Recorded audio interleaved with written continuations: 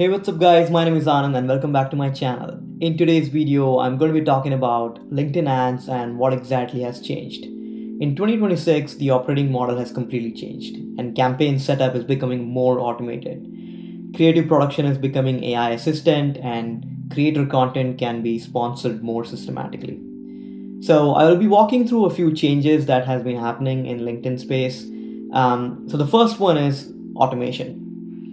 Basically, there are three areas that LinkedIn is evolving. With automation, LinkedIn has introduced a lot more AI assisted setup, including targeting, budgets, and creative testing. Secondly, it's also focusing on authenticity.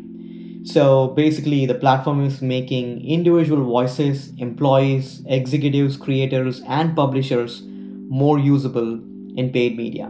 And thirdly, accountability. LinkedIn is pushing advertisers past clicks and forms, and they're focusing more towards qualified leads, pipeline, and revenue. This matters because your strategy should follow the product. If you keep treating LinkedIn as a narrow lead gen channel, then you will miss the creative video and measurement layers that are now becoming an integral part of the platform. So that's why it's important to focus on these three areas. So the first change is simple but operationally important. Starting this year, LinkedIn renamed campaign groups to campaigns to ad sets, and creative to ads. If you have been running meta ads, you know that this change is almost similar to what is happening in meta. And this is also the same in TikTok and other major ad platforms. So LinkedIn says that naming change does not alter the underlying functionality, but it does affect like dynamic URL tracking, terminology, and so on and so forth, including UTM parameters. So it's actually better, and we now can follow same nomenclature or terminologies going forward. In terms of automation, it's now an operating layer, not a side feature. So Accelerate can build a suggested ad set using your product URL, selected audience signals and historical account data, and auto tagging can construct an audience using professional data and platform signals. And dynamic group budgets can also then allocate money across ad sets based on campaign objective.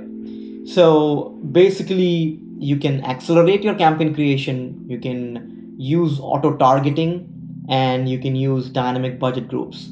These are all automations where you can use in your overall setup, and that's going to speed up your entire process.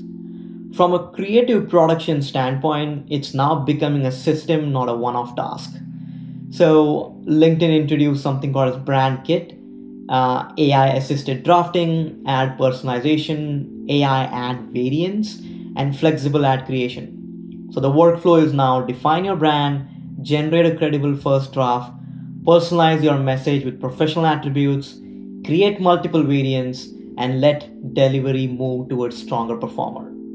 So that's basically helping the entire creative operations, right? And by using this, advertisers are saying that they have seen more than 20% higher click-through rates than advertisers running just one. So this is actually important for you to use more creatives, A/B test. But the thing that you need to keep in mind is it's the human's job, it's your job to define positioning, proof, and guardrails. And it's AI's job to accelerate combinations and learning. The next one is the ad can now look more like a trusted person than a brand. Creator marketplace and thought leader ads turn organic credibility into repeatable paid media workflow. Brands can discover eligible public posts from employees, creators, request permission, and sponsor approved content. So it's trying to be more natural in terms of how the ads are looking. From a eligible content, it now includes member post, video, events, articles, and newsletters, depending on the objective and ad format. The strategic mistake is to write a corporate ad and put an executive face on it. Instead, you need to find organic posts that already earn meaningful reactions from your right people. Then amplify those posts using paid ads so that way there is a strong alignment. So I think it's a very important change from how you can benefit from using your organic ideas and not disguise like polished brand copy as a personal post. LinkedIn video now reaches beyond the familiar feed. Videos expanding beyond the standard sponsored post. Thought leader videos can bring a human voice into a feed. BrandLink supports pre-roll placements with curated publisher content for select accounts. Connected TV uses LinkedIn ads professional data to reach audiences on a large scale. Although current targeting is limited to US and Canada, reserved ads can secure the first ad slot in the feed for eligible managed accounts. So you can see that the video is now going across different, platforms using premium content, larger screens, and first position, which is your reserved ads. So one asset, different job, different measurement. Focusing on optimization, the optimization target is moving from leads to qualified revenue. That's a very important, I would say change. LinkedIn recommends a resilient signal setup using conversions API, just like your Facebook or Meta Ads conversion API. Making use of LinkedIn Insight tag with deduplication with the same event arise from both sources. The conversion API added IPv4 and Google Advertising ID as complementary matching identifier. Qualified lead optimization can use your conversion API or CRM synced feedback, so delivery learns from leads from a sales process that actually accepted. Revenue attribution can connect LinkedIn activity to pipeline, win rate, and revenue from supported CRM systems like HubSpot.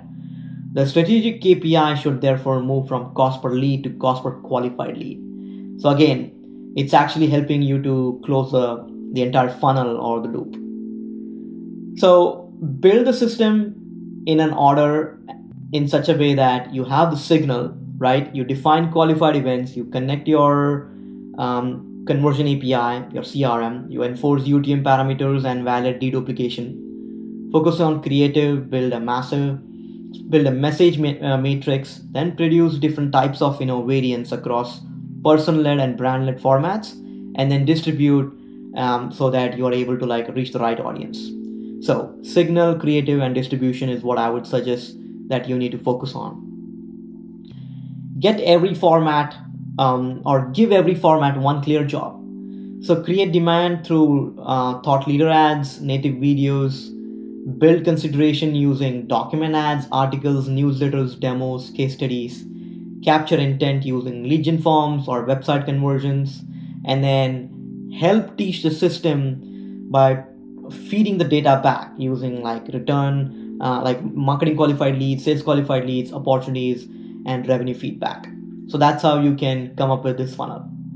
So what I would suggest is you should really think about how you can take advantage of this modernization. Do not modernize everything in one go. In the first 30 days, maybe audit your foundation, your URL tracking, insight tag, and conversion health, and then figure out your CRM mapping and your current cost per lead. In the next 30 days, run a controlled creative test with at least 5 distinct variants. And then finally, in the last 30 days, compare and accelerate your classic control with this new version. And then see what changes you are able to notice from this new modernization. As you are running this test, keep one variable stable in each test so you can explain what has changed. So in summary, stop optimizing for cheap leads, optimize for qualified demand. So better signal, more creative flexibility or credible creative, and automation with guardrails. That's basically your winning LinkedIn ad strategy for 2026. That's pretty much it, guys, in terms of this video. If you like this video, make sure to like and subscribe to my channel, and I will see you next time. Thank you.